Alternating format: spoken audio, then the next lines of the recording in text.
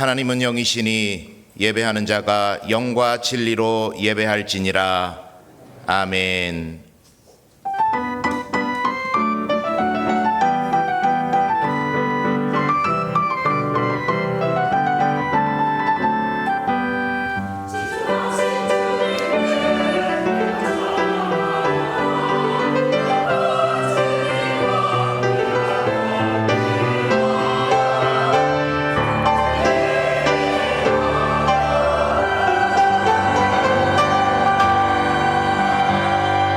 전능하신 하나님 아버지, 거룩한 주일 아침 저희가 하나님의 은혜를 사모하며 성전에 나와 예배합니다. 목자와 같이 불러주시는 우리 주님의 사랑의 음성에 순종하여 이 자리에 나와 있으나 저희에게는 예배자로서 부족한 모습이 너무나도 많이 있습니다. 자비로우신 하나님 아버지, 어둡고 미련한 저희 심령에 주님의 빛과 말씀을 보내셔서 진리를 밝히 깨달아 알게 하여 주옵소서. 성령님의 권고하심을 따라서 세상의 모든 걱정과 근심을 내려놓게 하시고 믿음의 눈을 들어 오늘도 살아계시는 하나님만 바라보게 하여 주옵소서.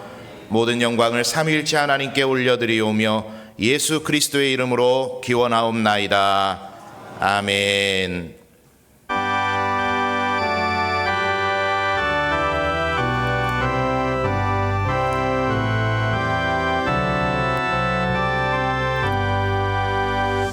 다 찬양하여라 전능왕 창조의 주께. 내 온 주 찬양 평강과 구원의 주님. 성도들아 주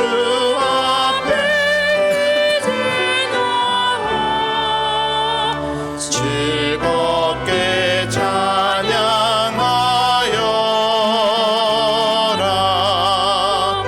다 찬양하여라 놀라운 만유의 주께. 포근한 날개 밑을 품어주시는 주.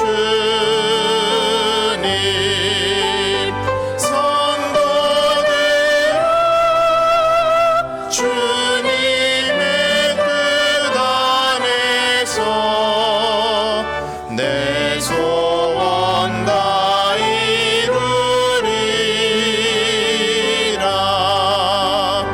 다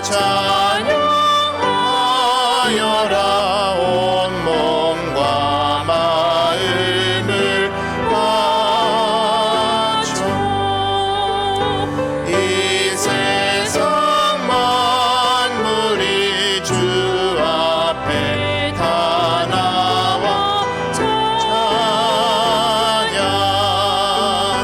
성도들아 기쁘게 소리 높여 영원히 찬양하여라.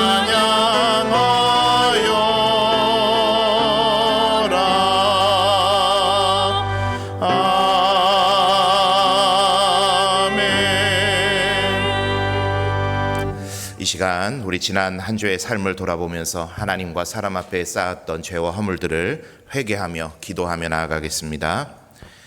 사랑이 많으신 하나님, 주의 은혜를 구합니다. 주님, 우리가 예배하기 위해 이 자리에 모였지만 주께서 원하시는 삶을 살아가지 못했던 우리의 지난날의 과오들을 주님 앞에 내어놓고 기도합니다. 주님, 우리를 용서하시고 주께서 원하시는 사람으로 삶으로 변화되는 우리가 되게 해주옵소서. 온전히 주님으로 인하여 기뻐하며 예배하는 이 자리, 이 예배의 자리가 되도록 주님 복내려 주옵소서. 온전히 이름 영광 받아 주시기를 원합니다.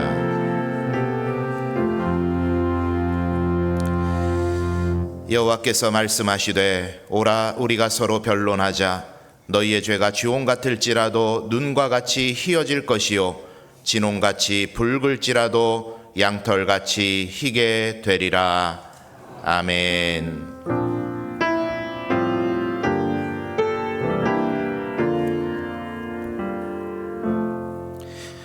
나는 전능하신 아버지 하나님 천지의 창조주를 믿습니다.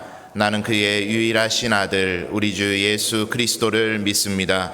그는 성령으로 잉태되어 동정녀 마리아에게서 나시고 본디오 빌라도에게 고난을 받아 십자가에 못 박혀 죽으시고 장사된 지 사흘 만에 죽은 자 가운데서 다시 살아나셨으며 전능하신 아버지 하나님 우편에 앉아 계시다가 거기로부터 살아있는 자와 죽은 자를 심판하러 오십니다. 나는 성령을 믿으며 거룩한 공교회와 성도의 교제와 죄를 용서받는 것과 몸의 부활과 영생을 믿습니다. 아멘. 자리에 앉으시기 바랍니다.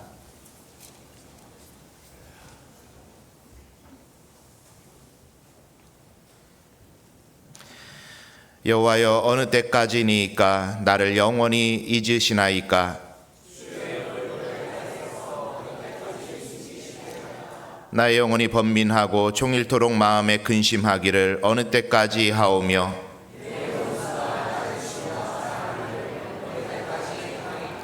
여호와 내 하나님이여, 나를 생각하사 응답하시고 나의 눈을 밝히소서. 두렵건대 나의 원수가 이르기를 내가 그를 이겼다 할까 하오며 나는 오직 주의 사랑을 의지하여 싸우니 내가 여호와를 찬송하리니 이는 주께서 내게 은덕을 베푸심이로다. 아멘.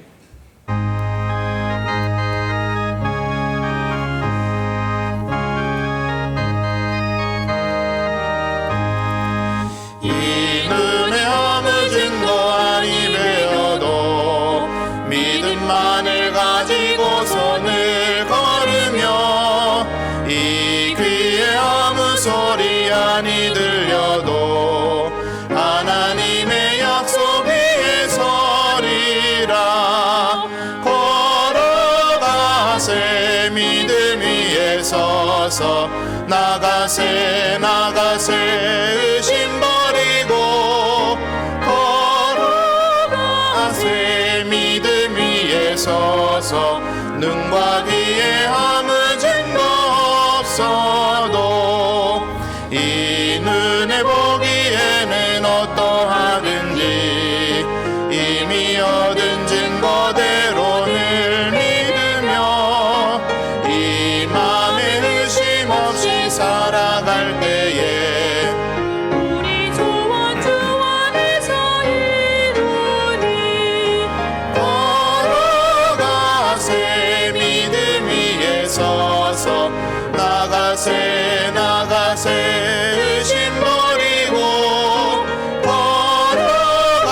걸어가세 믿음 위에 서서 눈과 귀에 아무 증거 없어도 주님의 거룩함을 두고 맹세한 주 하나님 아버지는 참 미쁘다. 그 귀한 모든 약속 믿는 자에게 능치 못할 무슨 일이 있을까. 걸어가세 믿음 위에 서서 나가세 나가세 의심 버리고 걸어가세 믿음 위에 서서 눈과 귀에 아무 증거. 우리 한 번 더 고백합니다. 걸어가세 걸어가세 믿음 위에 서서 나가세 나가세 의심 버리고 걸어가세 믿음 위에 서서 눈과 귀에 아무 증거 없어도. 아멘. 이 시간 합심해서 같이 기도할 때 하나님 오늘 예배 자리 가운데 자정하여 주시고 우리의 예배를 받아 주옵소서. 말씀을 통해 은혜 받고 삶의 도전을 얻게 되는 시간 되게 해달라고 성령의 충만을 구하면서 함께 기도하며 나아가도록 하겠습니다. 사랑이 많으신 하나님, 주님의 은혜를 구합니다. 하나님, 이 예배 자리에 충만히 임하여 주옵소서.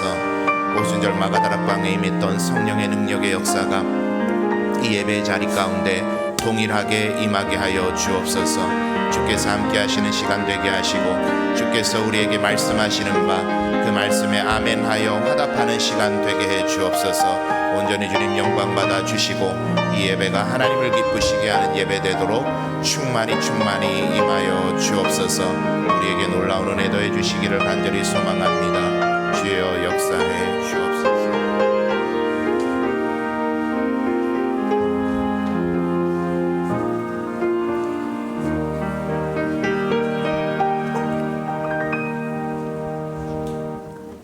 사랑과 은혜가 풍성하신 하나님 아버지, 오늘도 주님의 은혜로 우리를 예배 자리로 불러주심에 감사드립니다. 주님, 먼저 지난 한 주간 저희가 생각과 말과 행동으로 지은 죄를 용서해 주세요. 깨끗한 마음으로 주님 앞에 서서 온전히 예배드리게 하여 주세요. 오늘 드리는 이 예배가 하나님께 기쁨이 되게 하시고 말씀을 전하시는 목사님께 성령의 능력을 더하여 주셔서 저희가 그 말씀을 통해 믿음이 자라나고 삶의 변화되게 하여 주세요. 주님, 오늘 교회의 모든 성도님들을 기억해 주세요. 각 가정마다 평안과 건강을 주시고 어려움 속에서도 믿음을 잃지 않고 주님만 바라보게 하여 주세요. 또한 우리가 서로를 위로하며 세워주는 따뜻한 공동체가 되게 해주세요. 주님, 이 나라와 민족을 위해 기도합니다. 어지러운 세상 가운데 하나님의 뜻이 이루어지게 하시고 특별히 다음 세대인 저희들이 세상의 빛과 소금이 되어 하나님 나라를 세워가는 귀한 일꾼이 되게 하여 주세요. 우리의 기도를 들으시고 응답하실 줄 믿으며 예수 그리스도의 이름으로 기도드립니다. 아멘.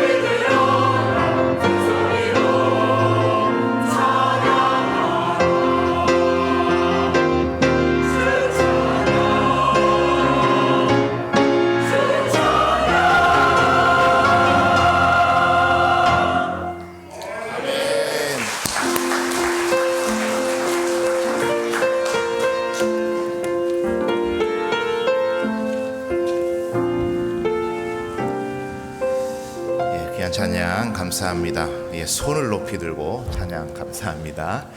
우리 오늘도 주일 예배 나오신 여러분들 환영하고 축복합니다. 우리 앞뒤 좌우에 계시는 분들과 인사하겠습니다. 은혜와 평강이 있기 원합니다. 자, 여러분 오시다가 싸우고 오신 거 아니죠?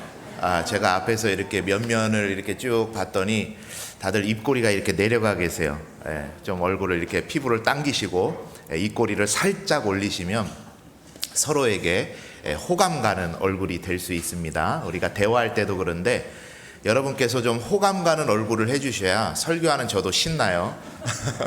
그러니까 우리가 함께 또 기쁨으로 예배하는 시간 되었으면 좋겠습니다. 우리 교회 방문하신 분 계셔서 소개합니다. 우리 먼저 슈레아 성도님 퇴원 후에 가정에서 요양하시고 제가 신방했었는데 또 잘 가료하시다가 오늘 예배에 참석하셨습니다. 또 우리 이상아 성도님, 우리 이영준 집사님, 박은희 권사님의 딸과 그리고 우리 나린이 손녀 함께 예배에 참석하셨는데 어디 계십니까? 잠깐 일어나시면 우리 환영의 박수 한번 하겠습니다. 예, 우리 저쪽에 계시고 슈레아는 어디 계세요? 예, 우리 슈레아도 건강하십시오. 감사합니다. 예, 잘 오셨습니다. 앉으세요. 감사합니다. 오늘 온세대 예배로 드리고 있습니다.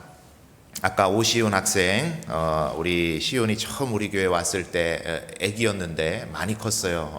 기도도 너무 잘하고 의젓하게 잘 감사합니다. 또 우리 황예진 학생이 나중에 성경 봉독도 해주시겠습니다. 우리 온세대 예배로 우리 자녀들과 함께 예배드리고 있는데 우리 자녀들이 안내도 하고 또 오늘 순서도 담당하고 있는데 우리 자녀들 위해서 격려의 박수 한번 하겠습니다.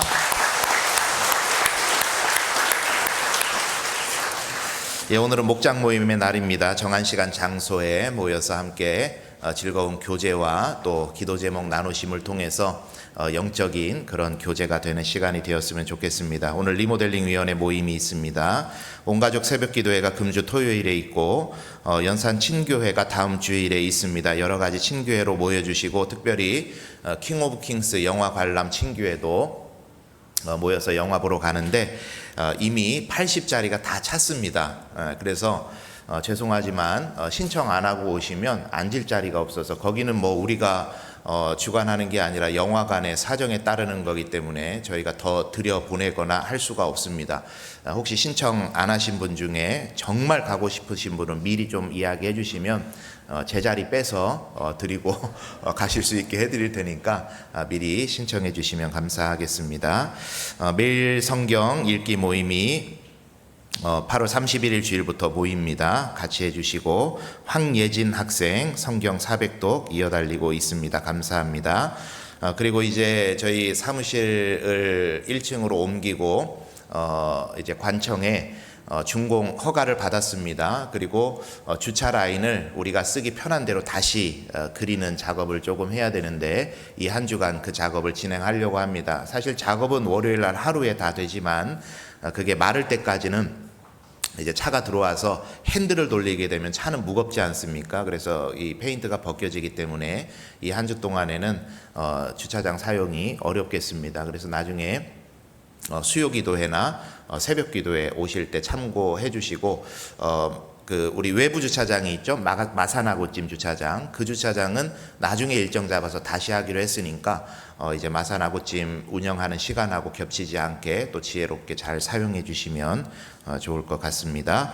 주방봉사와 식당봉사 계속 이어집니다. 우리 최희성 집사님, 최유정 집사님 병원에 입원하셨습니다. 위에서 기도 부탁드립니다. 김동일 목사님 한 주간 휴가 갖도록 하겠습니다. 영육간에 회복하고 돌아오실 수 있도록 또 기도해 주시면 감사하겠습니다.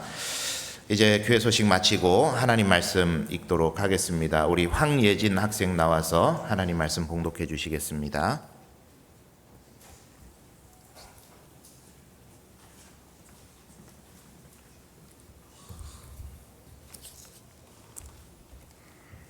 오늘 우리에게 주시는 하나님 말씀은 마감복음 2장 1절에서 5절의 말씀입니다.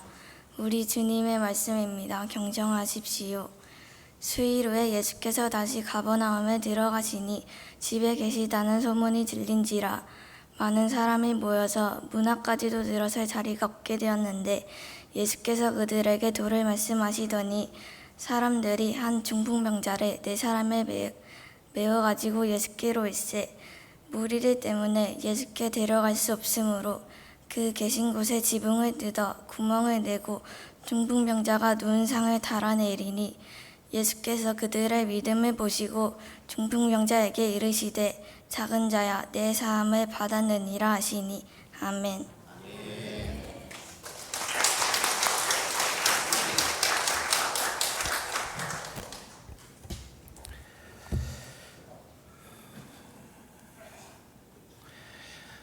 오늘 이 말씀을 근거로 해서 지붕을 뜯으라는 제목으로 하나님 말씀 함께 나누도록 하겠습니다.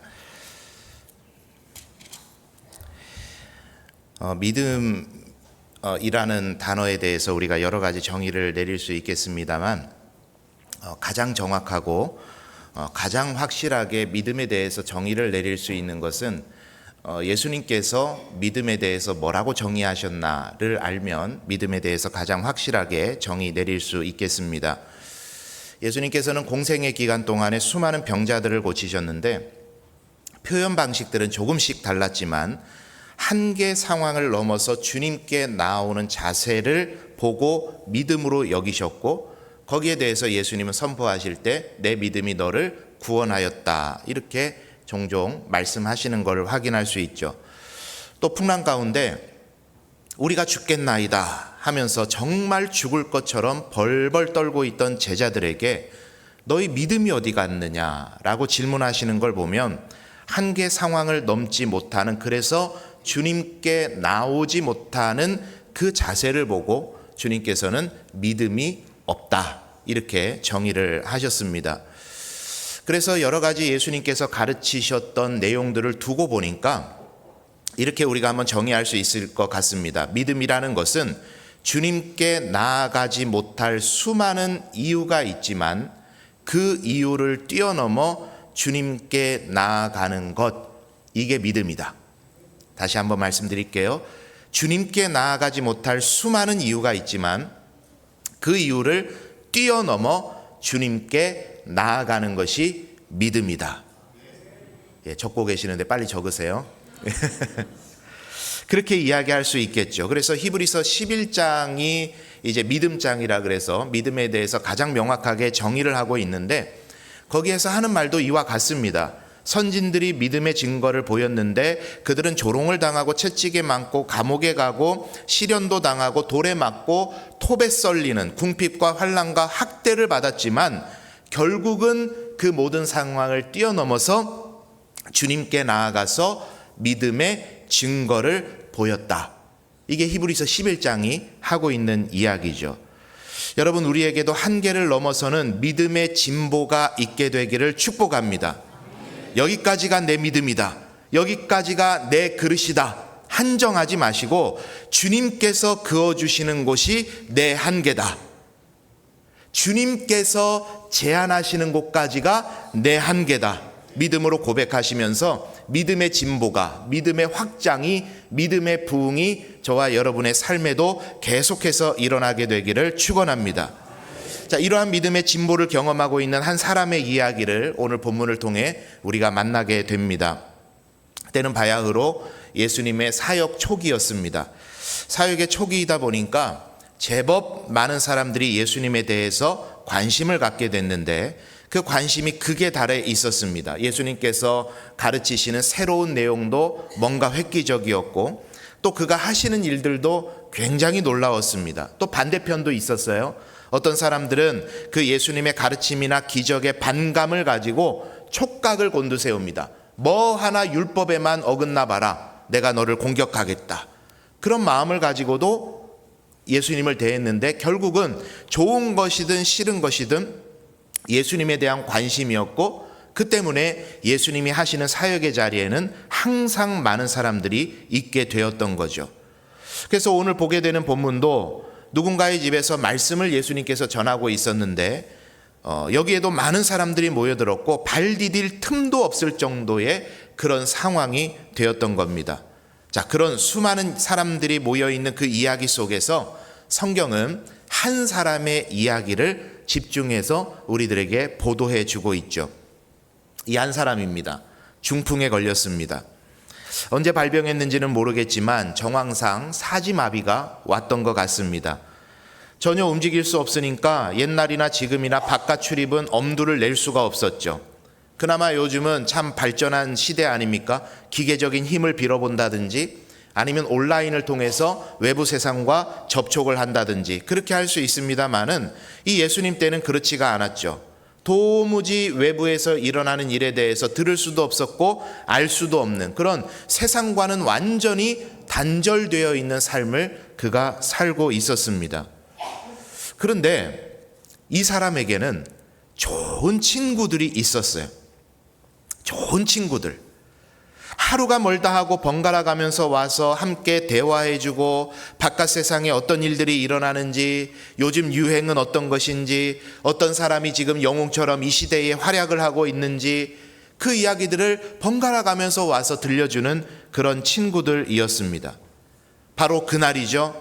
이 친구들에게 예수라는 선지자와 같은 사람에 대한 이야기를 듣게 됐는데 그때 이 중풍병에 걸렸던 이 사람의 마음 깊은 곳에 뭔가 밝은 빛이 올라오기를 시작하는 거예요. 그 빛이 이내 자신의 마음을 뜨겁게 하는 것을 경험합니다. 그리고 결단하죠. 이번이 마지막 기회일 수 있겠다. 이 사람을 내가 만나면 내 인생에도 뭔가 소망이 생길지도 모르겠다. 이 사람을 만나게 되면 내 인생이 구원을 받을지도 모르겠다. 그리고 그 말을 들은 친구들은 얼른 중풍병자를 침상째 들고 예수님께 달려가게 되었던 거예요. 참 좋은 친구들 아닙니까, 여러분? 여러분, 만남의 축복을 위해서 기도하는 여러분 되시기를 바랍니다. 우리 부모님들이요, 꼭 기억하세요. 우리 자녀들을 위해서 많은 기도의 제목을 가지고 기도하고 계실 텐데 제가 두 가지 여러분에게 도전합니다. 꼭 이 두 가지는 우리 자녀들을 위해서 꼭 기도해 주세요. 첫째는 예배자의 길, 시온의 대로가 이 자녀들의 길에 열리게 되기를 축복하면서 기도해 주시기를 바랍니다. 예배자의 길, 시온의 대로예요. 그리고 또 한 가지 여러분 꼭 기도해 주셔야 되는 건 뭐냐면 이 자녀들에게 만남의 축복이 있도록 꼭 축복하면서 기도해 주시기를 바랍니다. 사람 가려 만나라는 이야기가 아니에요. 삶에 좋은 영향력을 줄 수 있는 친구, 좋은 영향력을 줄 수 있는 신앙의 멘토들, 그런 스승들 만나는 게 여러분 얼마나 복인지 몰라요. 요즘 뉴스를 통해서 얼마나 우리가 많은 사람들을 접합니까? 얼마나 정신 나간 사람들이 이 세상에 많이 있는지 모릅니다. 여러분, 우리 자녀들을 위해서 만남의 축복이 있도록, 우리 여기 있는 다음 세대 자녀들을 위해 기도하실 때도 만남의 축복이 있도록, 여러분의 삶의 자리에서도 만남의 축복이 있도록 그렇게 기도하시면서 응답받는 저와 여러분 되시기를 간절히 소망합니다. 자, 우리 한번 따라합니다. 만남의 축복을 주옵소서. 우리 자녀들에게 만남의 축복을 주옵소서. 이 응답받는 저와 여러분 되시기를 바랍니다. 자, 그런 좋은 만남 가운데 좋은 친구들이 있었고 그렇게 중풍병자가 예수님에게 가게 됩니다. 자, 그런데 집에서 나오면 모든 일들이 다 해결될 줄 알았는데 그런데 예수님 계신 집에 도착하고 나니까 예수님을 만나는 게 또 하나의 문제예요. 이게 인생 같아요. 하나 문제 잘 해결했다. 이제는 됐다. 이제는 살 것 같다. 그런 것 같은데 또 하나의 문제가 그들을 기다리고 있었던 거죠. 도무지 인파를 뚫고 그 침상을 가지고 들어갈 수가 없는 겁니다. 그래서 이들이 여러분 선택한 방법이 뭐예요? 지붕을 뜯어 침상을 달아 내리게 된 거예요. 여러분, 지금 듣는 2025년에 살고 있는 우리들에게는, 한국에서 살고 있는 우리들에게는 도무지 이해가 안 되는 이야기죠. 이게 이를테면 재물 손괴 아닙니까? 남의 집 지붕을 뜯어버렸어요. 다시 원상복구 되겠습니까? 여러분, 한번 예배당 지붕을 한번 보세요. 이 지붕 뚫어가지고 누군가 지금 내려온다면 이거 원상복구는 어떻게 할 거며 그 손해는 어떻게 배상할 거며 이게 난감한 상황 아닙니까? 그래 여러분, 누가복음의 말씀에 보면 이 친구들이 기왓장을 뜯어냈다 이렇게 적었거든요. 기왓장을 뜯어냈다. 그런데 여러분, 이거는 이제 번역을 하면서 우리 한국적 배경이 굉장히 많이 녹아있는 그런 번역입니다. 왜냐하면 이 기왓장이라고 번역된 헬라어 원어가 흙을 뭉쳐놓은 이라는 뜻이거든요. 진흙을 뭉쳐놓았다. 그러니까 여러분, 기왓장도 진흙을 뭉쳐가지고 구워가지고 만드는 거니까 굳이 틀렸다고 할 것은 아닙니다만은, 그럼에도 불구하고 예수님 시대의 팔레스타인의 주택들을 보게 되면 이런 기왓장을 쓰지는 않았거든요. 그러니까 이 누가복음의 번역은 굉장히 이제 한국 사람들을 배려한 번역으로 기왓장 이렇게 번역을 해놨는데, 이제 그 지붕하고는, 한국의 기와 지붕하고는 굉장히 다릅니다. 그래서 이제 우리가 가볼 수는 없으니까, 가볼 수 없으면 어떻게 하면 돼요? 예, 부르면 되죠. 그죠? 부르면 됩니다. 생생한 성경의 이해를 위해서 영상 자료를 좀 보여드리도록 하겠습니다. 다음에 우리가 성지순례 가면은 꼭 이 가이드를 부탁하고 싶은 그런 목사님이신데, 요즘 영상 준비하면 보여드릴 맛이 나서 또 신나게 영상을 준비를 했습니다. 우리 한 3분 정도 되는 영상인데 어떻게 지붕을 뜯을 수 있었을까, 그거에 대해서 한번 이해를 해보도록 하겠습니다. 갈릴리 북쪽 25km 정도 떨어진 카치린에 탈무드 마을이 있습니다. 우리나라의 마치 민속촌 같은 곳입니다. 지금 한창 공사 중이지만 특별 허락을 받아 촬영할 수 있었습니다. 이곳에 랍비 아본이라는 명패와 함께 집이 발굴되었는데 이를 복원해 놓은 것이 있습니다. 4 내지 5세기경의 집이지만 예수님 당시 때와 비교하면 주거 문화에는 변화가 없었습니다. 그래서 이 집을 통해 예수님 당시의 주거 형태가 어떠했는지 직접 보고 느낄 수 있습니다. 안으로 들어가면 바로 왼쪽에 부엌이 있고 안쪽은 일종의 창고 같은 곳입니다. 부엌에서 오른쪽으로 들어가면 거실입니다. 거실에 있는 사다리로 올라가면 위층 침실입니다. 침실 아래가 부엌과 연결된 창고 같은 곳입니다. 이런 집 안쪽에서 예수님이 계시고 사람들이 문 앞까지 꽉 차 있으면 도저히 밀치고 들어갈 수 있는 상황이 아닙니다. 그것도 4명이 침상을 메고는 더더욱 힘든 상황입니다. 그래서 지붕으로 올라간 것입니다. 사실 지붕이 아주 높습니다. 저길 어떻게 올라갈 수 있었을까요? 구약시대부터 지붕은 일상생활 중에 늘 사용하는 중요한 생활 공간이었습니다. 그래서 지붕에 접근할 수 있는 계단이 대부분의 집에 만들어져 있었습니다. 여리고의 라합의 집도 그랬고 예수님 당시의 집들도 다 그랬습니다. 지붕은 들보를 길게 설치하고 나머지 부분은 종려나무 가지 혹은 나뭇가지를 이용해서 촘촘하게 가로질러 만들었습니다. 마지막으로 지붕 위를 진흙으로 단단하게 바르고 도르래를 이용해서 튼튼하게 다졌습니다. 그러니 지붕을 뜯는 것은 종려나무 가지 혹은 나뭇가지를 옆으로 밀치면 되는 것입니다. 그러면 침상을 내릴 만큼의 구멍을 쉽게 만들 수 있었습니다. 그리고 더 중요한 것은 지붕을 뜯은 후 다시 고칠 수 있냐는 것입니다. 밀쳤던 종려나무 가지를 원위치 시키고 다시 흙으로 다져주면 쉽게 고칠 수 있었습니다. 그러니 지붕을 뜯었던 것입니다. 이제 어떻게 지붕을 뚫고 내렸는지 이해가 되실 것입니다. 하지만 이것보다 더 중요한 게 있습니다. 이 사건은 예수님은 죄사함의 권세가 있음을 드러내시기 위한 사건이라는 것입니다. 꼭 기억하시기 바랍니다. 예, 보니까 어떠세요? 일단 팔레스타인 지역의 집들은 지붕을 뜯고 다시 보수하는 게 생각보다는 간단해 보이기는 하죠. 그러나 그렇다고 한들 수많은 사람들이 모인 그 현장에, 예수님이 설교하고 있는 그 현장에 지푸라기와 흙먼지가 우수수 하고 사람들의 머리 위로 떨어지는 그런 무리수를 두면서 지붕을 뜯어내는 일이 보통이었겠습니까? 그 무례함과 무리수만 놓고 보면 이해할 수 없는 행동이고 용납할 수 없는 그들의 행동이었습니다. 그런데 사람이 섞여 살아가는 과정에 모든 걸 이해하게 하는, 우리 요즘 다음 세대 자녀들이 하는 말로 치트키가 있어요. 모든 걸 이해하게 하는 말이 있어요. 그게 뭐냐면 오죽했으면 저러겠나, 오죽했으면 저렇겠나, 오죽하면 저렇게까지 하겠어. 저 정도 열정이면은 이번 한 번쯤은 좀 봐줘야 되겠다.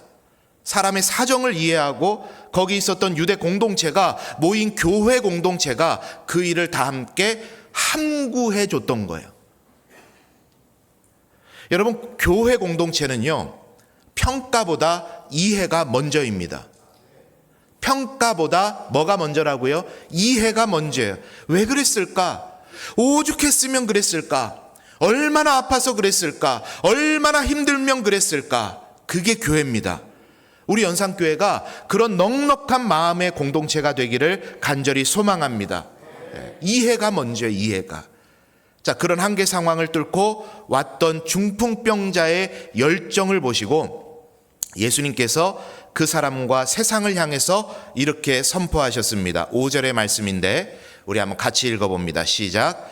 예수께서 그들의 믿음을 보시고 중풍병자에게 이르시되 작은 자야 내 죄 사함을 받았느니라. 아멘. 자, 무엇을 보시고요?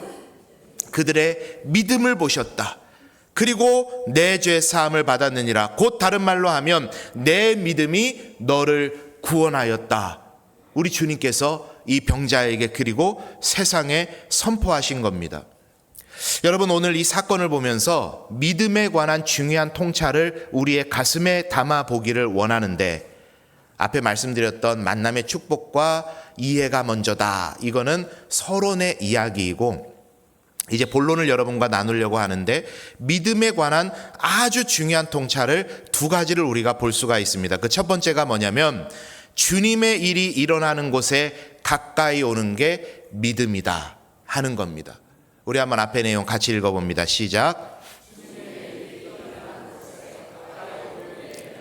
어디에 가까이 가는 게 믿음이라고요? 주님의 일이 일어나는 곳에 가까이 오는 게 믿음이다. 우리 3절의 말씀입니다. 시작. 사람들이 한 중풍병자를 네 사람에게 메워 가지고 예수께 올세. 어디로 왔다고요? 예수께 왔다. 여러분, 믿음은 그저 생기는 거 아닙니다.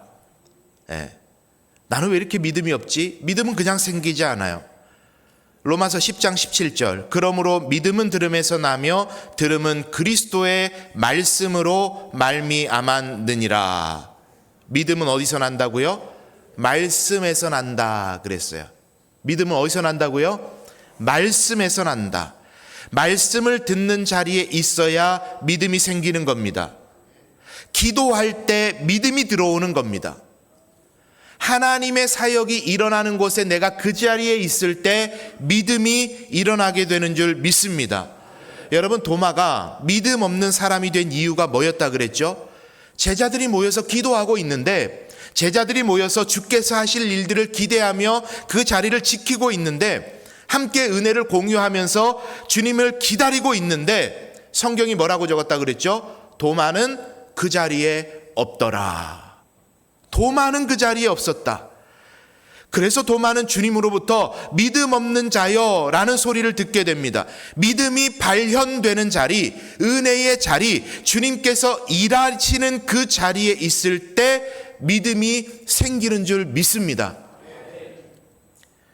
청년 사역을 할 때 청년들과 함께 단기 선교를 참 많이 다녔습니다. 제가 갈 때마다 함께 가던 청년 리더가 있어요. 항상 함께 갔어요.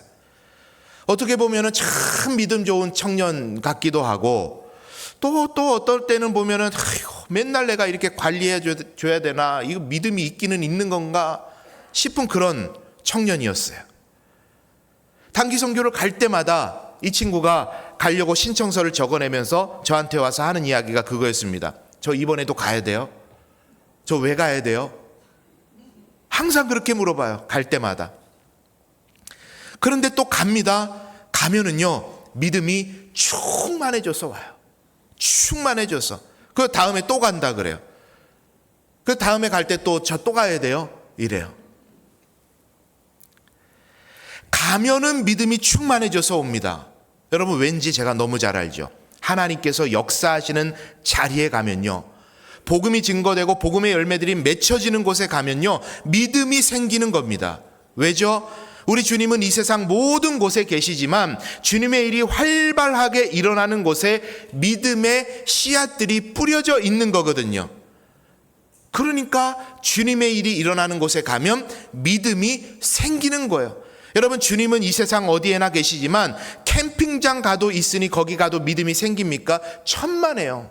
예배하는 자리에, 기도하는 자리에, 찬양이 있는 자리에, 전도하고 선교하는 자리에, 우리가 주님의 일이 활발하게 일어나는 자리에 있을 때 믿음이 생기게 되는 줄 믿습니다. 여러분, 나는 왜 믿음이 없을까 고민하지 마세요. 이유가 있어요. 주님이 계시는 자리, 주님의 일이 일어나는 곳에 안 계시기 때문에 그래요. 단순합니다. 기도의 자리에 내가 없어요. 말씀이 선포되는 자리에 내가 없어요. 말씀을 묵상하고 함께 나누고 도전하는 자리에 내가 없어요. 성도가 열심히 교제하는 자리에 내가 없어요. 세계 선교의 역사가 쓰여지는 곳에도 내가 없어요. 지금도 사도행전의 역사는 활발하게 써지고 있는데 그 자리에 내가 없어요. 그러니 믿음이 안 생겨요. 그러니 믿음이 안 생기는 거예요. 그러니 믿음이 없으니 신앙생활이 형식적이 되고 믿음이 없으니 교회 오는 것도 재미가 없는 거예요. 우리 사랑하는 여러분, 주님께 열심을 내어서 나오는 저와 여러분 되시기를 축복합니다. 지금도 그렇고 앞으로도 연산교회가 사도행전의 역사를 열심히 써내려갈 때 그 자리에 여러분이 서 계시기를 축복합니다. 기가 막힌 일이 앞으로 일어날 거예요. 아멘이 없어요. 기가 막힌 일이 앞으로 일어날 겁니다. 어떤 예언하시는 분께서, 선교사님께서 이 교회 앞으로 부흥합니다 그랬대요. 어떤 예언하시는 선교사님께서 그랬대요. 제가 들었어요. 전에 들었어요. 기분 좋으시죠? 그죠? 뭐 전에 들었으니까 제가 전해서 말씀을 드리는 건데, 저는 사실 이런 류의 예언을 별로 신뢰하지는 않습니다. 네, 틀렸다는 말이 아니라 제 개인이 잘 신뢰를 안 한다는 그런 말씀이에요. 왜냐하면 저도 이 교회가 부흥할 줄 알거든요. 할렐루야.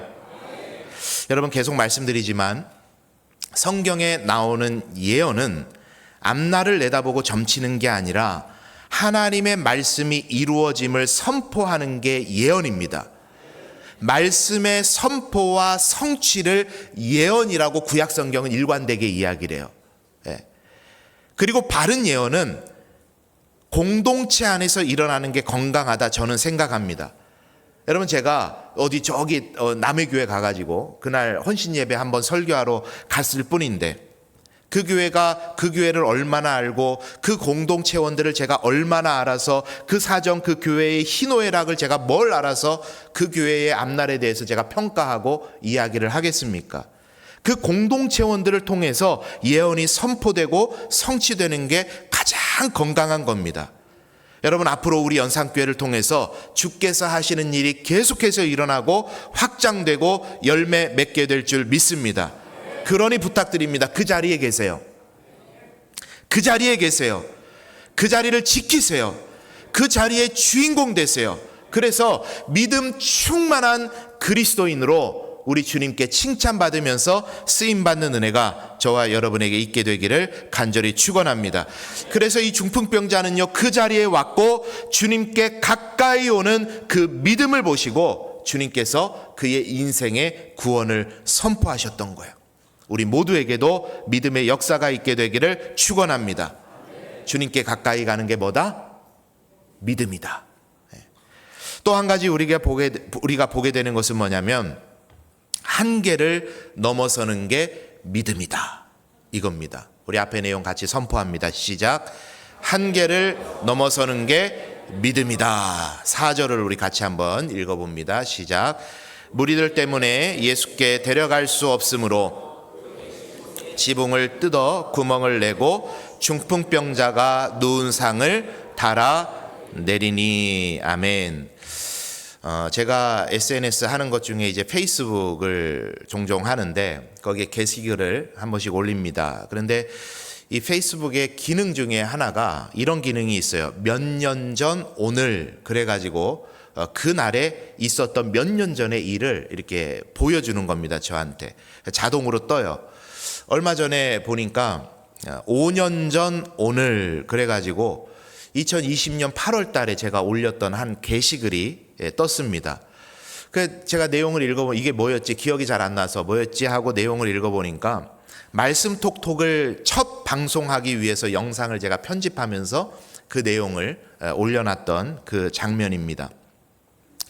코로나로 인해서 집합금지 명령 때문에 교회 모일 수 없고 새벽 기도회를 모일 수가 없게 되니까 제가 매일매일 말씀 묵상 영상을 올린 거예요. 그래서 편집하고 온 교인들한테 이제 이거를 제공을 했던 겁니다.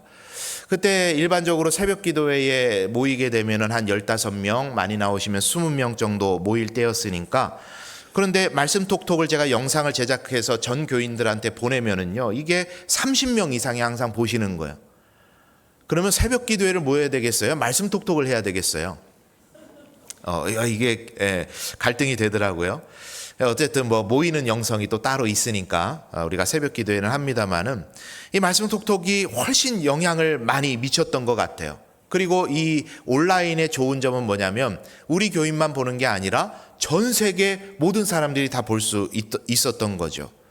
막 삼송에서도 보고 댓글 다시고 막 그런 일들이 이제 일어났던 겁니다. 그러니까 제가 이걸 보면서 참 살아남기 위해서 진짜 애썼다. 그 5년 전의 기억이 막 새록새록 떠올랐던 거죠.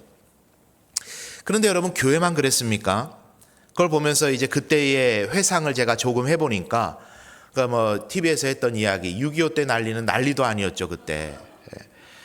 여러 뉴스 중에서 제가 기억 남는 두 가지 뉴스가 있었는데 하나는 뭐냐면 PC방들이 사람을 못 받으니까 영업을 못하니까 이 PC를 게임용으로 대여를 한다. 집집마다 대여를 한 거예요. 참 살아남기 위해 쓴다.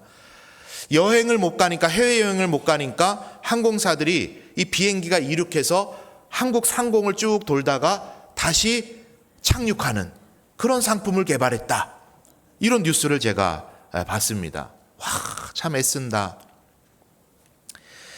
그런 어려움들을 참 빠른 시간에 극복한 걸 보면은 이 한국 교회도 대단하고 한국 국민들의 국민성도 참 대단하다 그런 생각을 다시 하게 됐습니다. 한계 상황이죠. 우리의 삶에 이런 한계 상황들이 부질불식간에 막 찾아옵니다. 그런데 여러분 한번 생각해 보세요. 삶에 이런저런 한계 상황들이 있는데 그 한계 상황보다 제일 무서운 한계 상황이 뭔지 여러분 혹시 아십니까? 진짜 무서운 거. 진짜 넘어서기 어려운 한계, 나를 밀어붙이는 한계, 즉 코로나와 같은 내가 어찌할 수 없는 외부로부터 오는 압박, 이게 무서운 게 아니에요.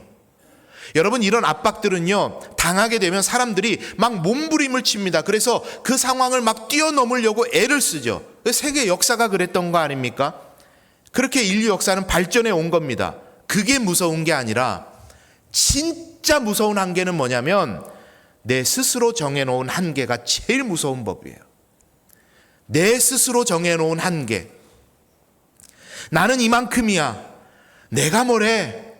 송충이는 솔잎을 먹고 살아야지. 이거 제가 제일 싫어하는 말이에요. 내가 할 수 있는 일이 없어. 왜 나에겐 이것밖에 주시지를 않은 거야. 내가 스스로 내 한계 상황을 딱 정해놓고 거기에 넘어설지 않으려 하는 나의 패배의식. 그게 제일 무서운 거더라고요.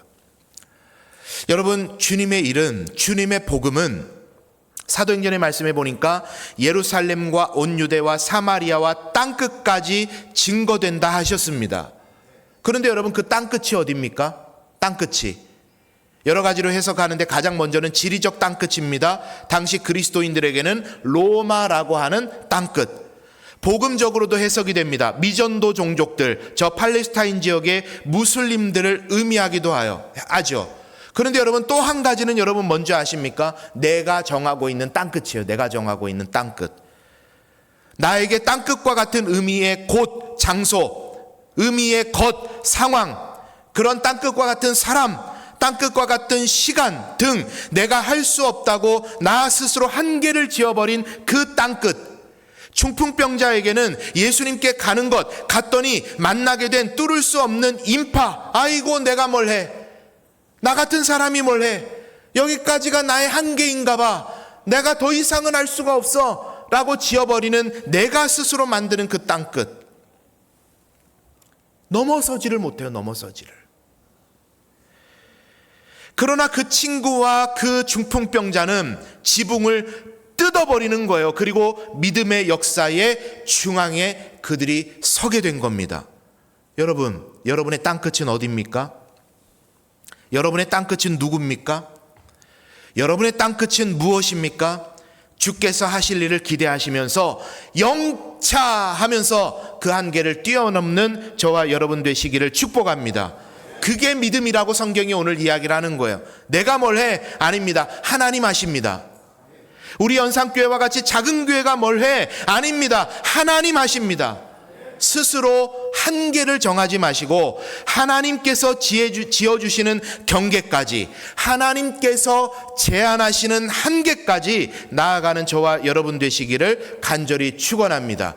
그래서 이 한 주 여러분 열심히 한번 기도해 보세요. 하나님, 저에게 있는 한계는 무엇입니까? 제 스스로 지어버리는 한계는 무엇입니까? 내가 뭘 해? 나 같은 사람이 뭘 해? 우리 같은 집안이 뭘 해? 나 같은데 이 자녀 같은 자식이 뭘 해? 이 같은 교회가 뭘 해? 그렇게 하고 있는 나 자신의 한계는 하나님 없습니까? 이 한계를 넓혀주시고 확장시켜 주셔서 이 한 주 살아갈 때 믿음의 진보를 이루어가는 나의 삶이, 우리의 가정의 삶이, 우리 연산교회가 나아가는 사역의 걸음이 되게 해 주옵소서. 기도하셔서 응답받는 저와 여러분 되시기를 간절히 소망합니다. 여러분, 말씀을 정리합니다. 제가 목회를 하면서 경험하는 겁니다.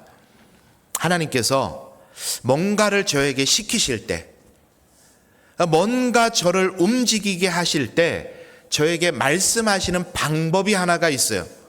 이건 사람마다 다 다르니까 이건 제 개인적인 방법이, 저에게 주시는 방법입니다. 계속해서 하나님께서 저에게 맡기실 일들의 이슈에 저를 자꾸 노출시키세요. 부대끼게 하세요. 말씀을 통해 계속 그런 말씀을 보게 하십니다. 책을 선택해서 읽는데도 그런 책을 선택해서 읽게 하십니다. 사람을 만나게 하시는데 오랜만에 그 사람과 교제하게 하시는데 그 사람과의 대화를 통해서 계속해서 그 이슈들을 꺼내시는 거예요. 삶에 어떤 사건들이 일어나는데 그 사건들이 그런 이슈들하고 계속해서 연관되는 거예요.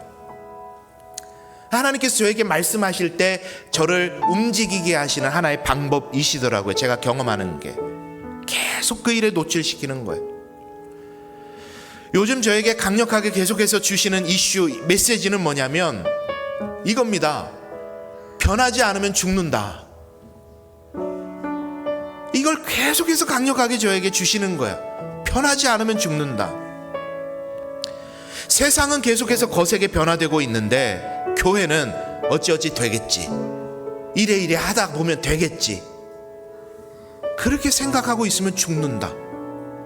계속 주시는 거예요. 기도하고 있습니다. 하나님께서 보여주시도록. 그리고 저는 연산교회와 함께 응답해야 되겠죠. 하나님, 내가 지붕을 뜯고 나의 믿음을 보이겠습니다. 이게 지붕을 뜯는 사람들의 믿음이었던 겁니다. 여러분, 저와 여러분의 삶의 자리에, 그리고 우리 연산교회 앞날에 놀라운 하나님의 은혜가 함께 하시기를 간절히 축원합니다. 그리고 그 자리에 사도행전이 계속해서 써내려가는 그 자리에 저와 여러분이 항상 주인공으로 사역의 중심의 자리에 서 있게 되는 은혜가 있으시기를 간절히 축원합니다. 이 한 주간 주신 찬양입니다. 혹시 모르시는 분들도 많이 있으시겠지만 또 아시는 분들은 함께 가사를 생각하시면서 이 찬양을 함께 하나님께 올려드렸으면 좋겠습니다.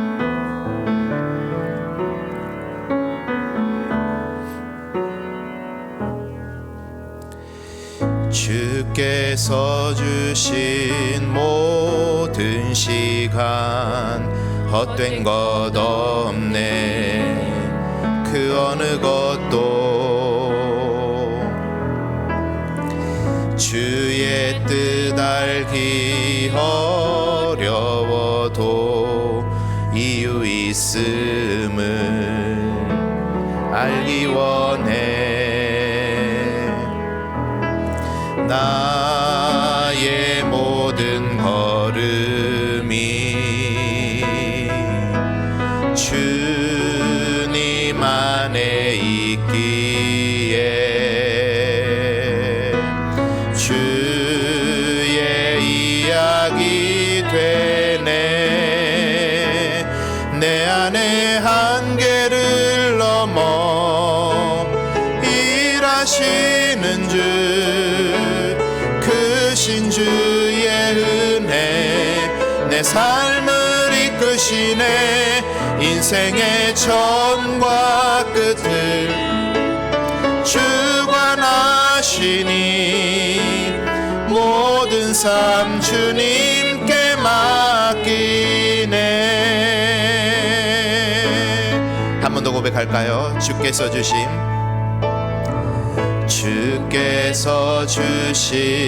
모든 시간 헛된 것 없네.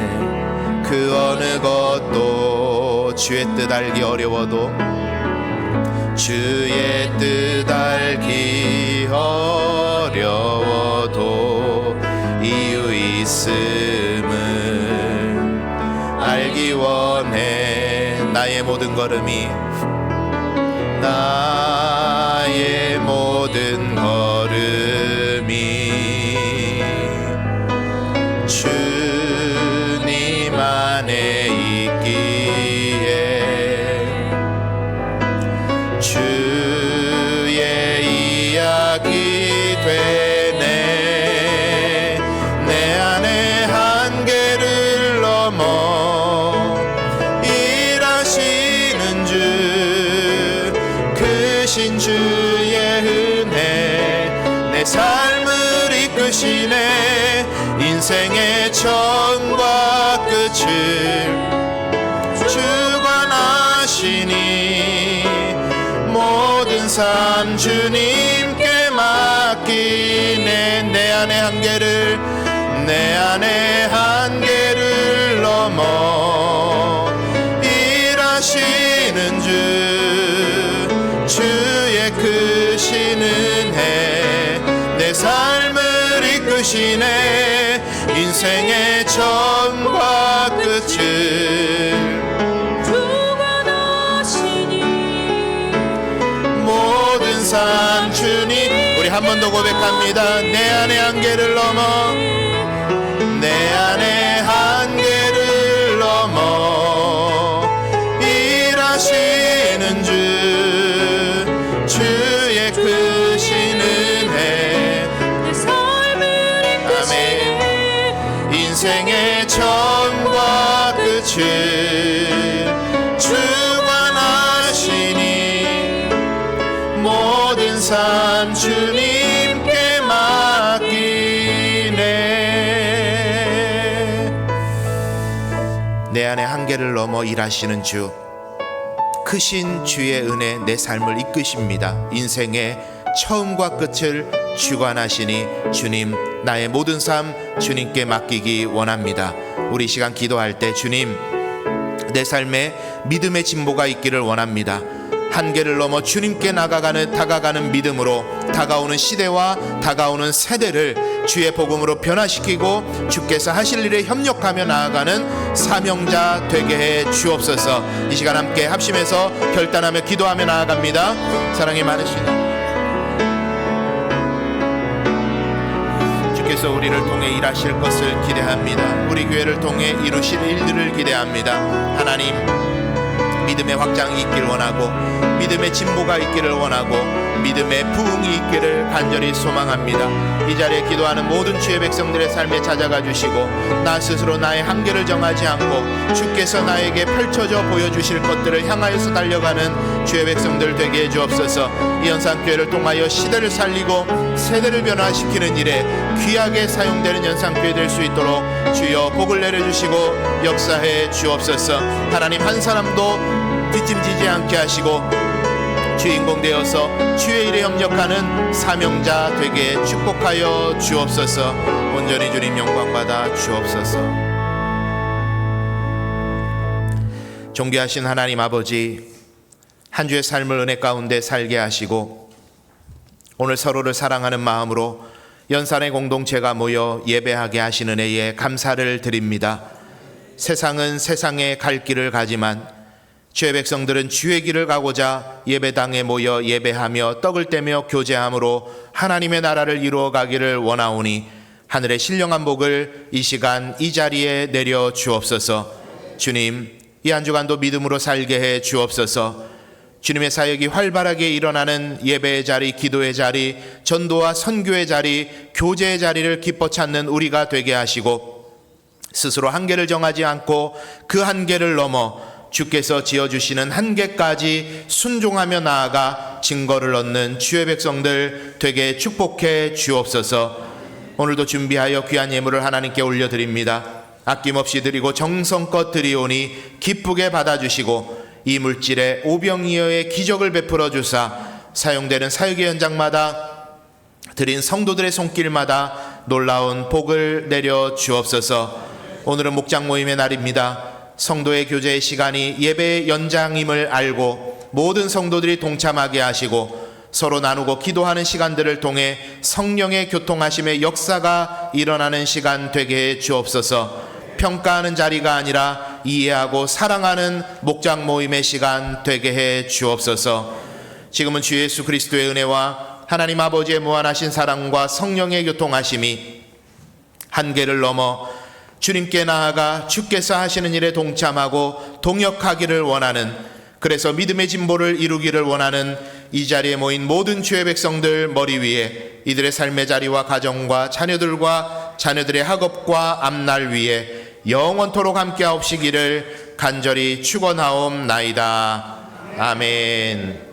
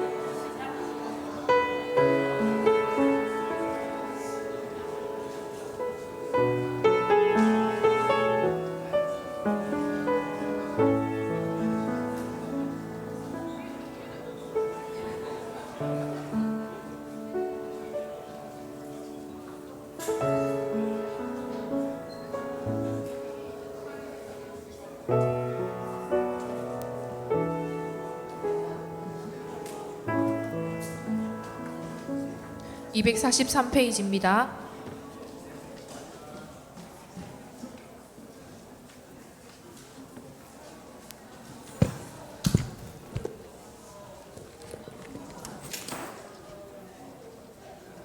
다음 주 없고 그 다음 주 거 지금 연습합니다. 오늘 지금 잠깐 연습하고 또 식사하고 연습하고 별로 문제 없으면 다음 주에 연습을 안 하려고 하는데